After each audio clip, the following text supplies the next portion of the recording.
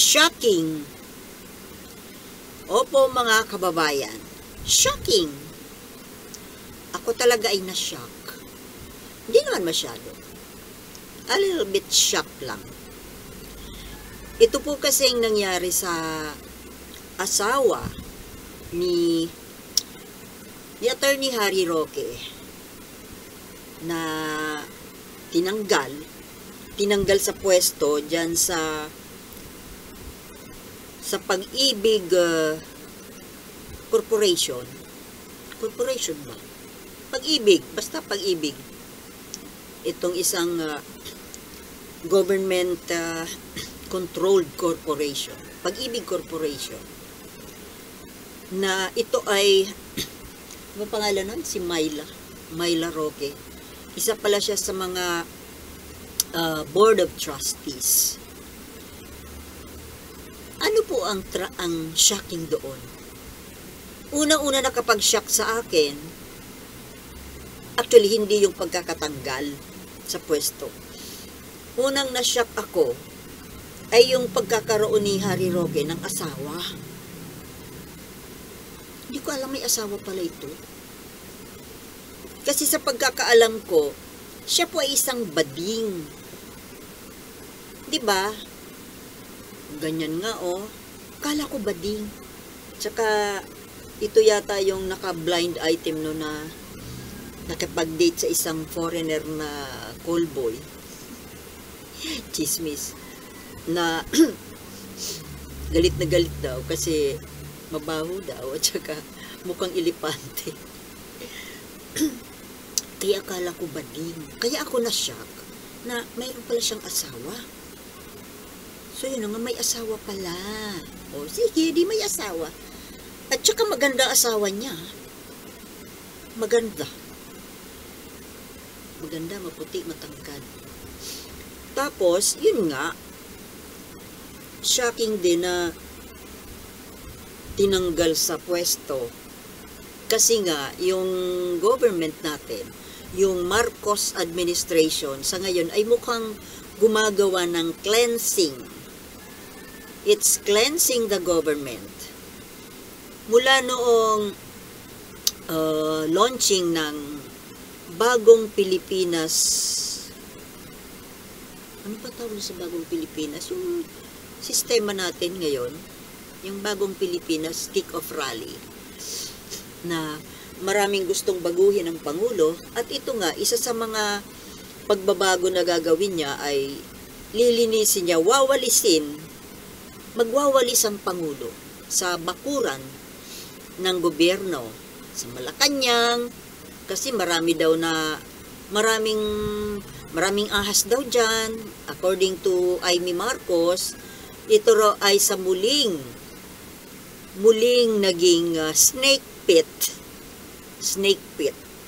So ibig sabihin maraming ahas na naman, na itong mga ahas na ito, nakita ito ni Senator Amy noong panahon ng kanilang ama na si Apo Lakay. At isa pa, hindi lang ahas ang meron dyan. This is still again according to Senator Amy, na maraming demonyo daw nakapaligid dyan sa Malacanang. Maraming ahas, maraming demonyo. Lalo nakapaligid sa ating Pangulong Bongbong Marcos. So ano ngayon ang itsura ng Malacanang kung ihahambing natin literal? Kasi literal at saka figurative, it's the same. The danger is the same. Baka nga mas dangerous pa yung figurative side of it. Biruin mo, bukod sa mga ahas, may mga demonyo. So nakakatakot palang pumasok diyan sa Malacanang kung ganun. Kasi pag pumasok ka dyan, pwede kang matuklaw ng ahas. Pwede kang hatakin ng demonyo sa kanyang kaharian. 'Di ba? So ngayon, ang ginagawa ng ating Pangulo, siya ay naglilinis. Ini-exorcise niya ang Malacanang. Exorcism. Bah. Diba? Linda Blair. Exorcism para tanggalin yung mga demonyo na kapaligid, yung mga masasabang espiritu, mga ahas. So, yun. Kaya, kasi nakakaduda naman talaga, no? Siguro talagang maraming ahas, traidor dyan sa loob ng Malacanang. Kasi nga, di ba, yung mga appointed, dyan, mga appointed officials, ay para bagang, parang kaduda-duda. Actually, hindi lang naman appointed ng present administration ng mga nandiyan dyan. May mga nandiyan dyan na dati pang appointed nung nakaraang administrasyon. So, maaaring ang mga ito, siyempre, ang loyalty ng mga yan, ay nandoon sa, of course, doon sa nakaraan. At ang isa pa, malay mo, baka bukod sa sinasahod ng mga yan, yung appointed nung nakaraan, na nandiyan dyan pa hanggang sa ngayon, baka doble sahod yan. Ibig sabihin, sumasahod na from the present government, o baka naman sumasahod pa rin ito doon sa nakaraan. Para ano? Para mag-spy.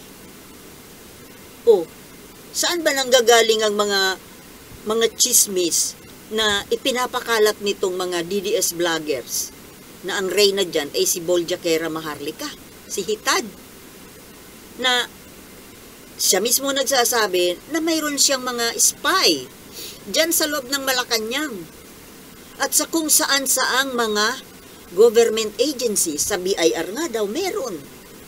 O, baka yung isang dyan sa Pag-ibig na yan, itong tinanggal.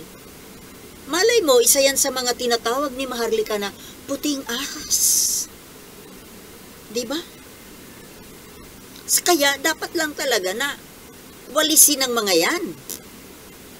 Dahil yan ang mga nakagagulo, hindi lang nanggugulo, nakakagulo, humaharang sa mga magagandang objectives. At talagang hindi talaga pwede ang ganun.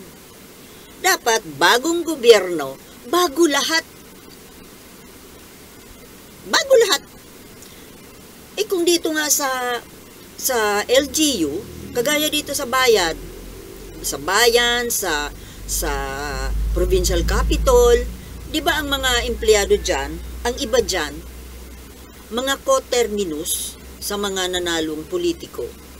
So, pagtapos na yung termino ng politiko, tanggal na rin sila. Not unless na yung mga sino-sino kaya dyan ang mga empleyado na walang kinalaman sa politiko. Kung sino man ang gobernador, sino man ang mayor, sila ay talagang nandiyan dyan. Empleyado talaga. Hindi ko terminus. So ito, balikan natin itong, ako'y na-shock talaga. First time ko kasing marinig na may asawa pala itong si Harry Roque. Itong si Harry Roque, na wala nang ibang ginawa, kundi sinisira ba niya si PBBM? Minsan hindi. Minsan para siyang nagtatanggol. Mostly ang ginagawa niya, hindi man niya sirain, pero palaging parang hindi pabor. Hindi pabor sa gobyerno. Kagaya na lang nitong issue ng ICC. Yung issue ng SMNI, yung mga issue na pabor sa Duterte. Di ba parang gumagawa siya ng mga istorya, gumagawa siya ng sariling script, minsan nga lumalagpas pa script na minsan parang hindi na nanggaling sa amo niyang si Duterte. Kagaya na lang nung kesyo tumawag si PRRD sa kanya isang gabi na hindi makatulog, nininervyos dahil aarestuhin na. Siya naman kasi itong pakalat ng pakalat Wala namang sinasabi yung Pangulo na ganito ganyan. Actually sila itong si Roque. Kay Roque nang gagaling. Isa pa itong si Trillanes din.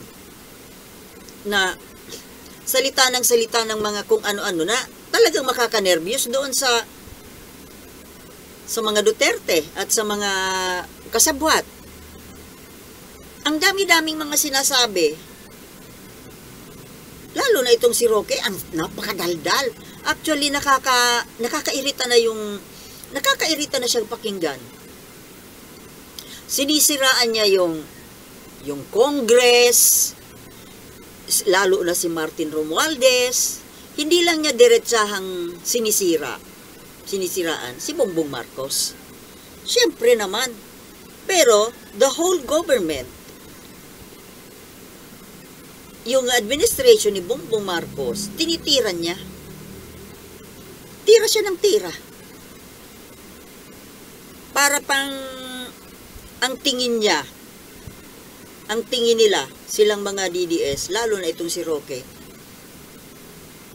para bang ang tingin nila at ang turing nila kay PBBM, ay parang isang totoy, isang paslit. Minsan pa, inuutusan pa kung anong dapat gawin. Walang hiya. Sino ka, Roque? Maging Pangulo ka muna bago ka magsasalita ng ganyan. Hindi mo hayaan yung Pangulo na dumiskarte ng sarili niyang diskarte. Hindi yung uutusan mo. O ngayon, di napuno na sa'yo. Doon niya dama yung asawa mo. Diba? Kaya yan kasi, nagkikinabang pala kayo sa gobyerno. Kasi yung Myla Roque na yan, na asawa nito ni Attorney Roque, ito pala ay appointed by Digong Duterte nung nakaraang administrasyon. Inilagay yan dyan sa pag-ibig. Tapos, pasalamat nga kayo, hindi siya tinanggal ni PBBM nung siya ay maupo. Diba? Wala naman sanang balak na pagpapalitan lahat, tanggalin yung mga appointed ng dating administrasyon. Kung hindi lang kayo naging mga pasaway. Hindi man naging pasaway si Myla, Mrs. Roque, ikaw Roque, Attorney Harry, ikaw yung naging pasaway. Dinadama yung asawa mo. Imbis na sumasahod yan ng magkano? Siguro napakalaki no? Siguro mga nasa 200,000-300,000 a month. Plus mga kung ano-anong mga perks. Na kung tutuusin, wala naman halos ginagawa. Di ba la? Di ngayon jobless yung asawa mo. Jobless ka na nga, jobless pa yung asawa mo. Ba't ko nasabing jobless ka? Kasi di ba hindi ka nanalong senador. Anong job mo ngayon? Magdakdak? Kung sa bagay, may bayad ka naman pala. May bayad ka sa amo mo. Baka nga, sobrang laki Kasi di ba? Oo nga naman pala. Ano pala ito anong tawag doon? Counsel, legal counsel. Abogado ni Maudigs, ni Fintamao. si Lolo Fentanyl. Ang cute ng pangalan, Fentanyl. So, yun na nga. Pero ngayon, wala pa tayong naririnig na comment mula kay Harry Mau. Kailan kaya siya sasagot? Ano kaya sasabihin? Di ba dati araw-araw may yan Araw-araw mayroon siyang tabil. Pero ngayon, 2 araw nang wala. Abangan natin.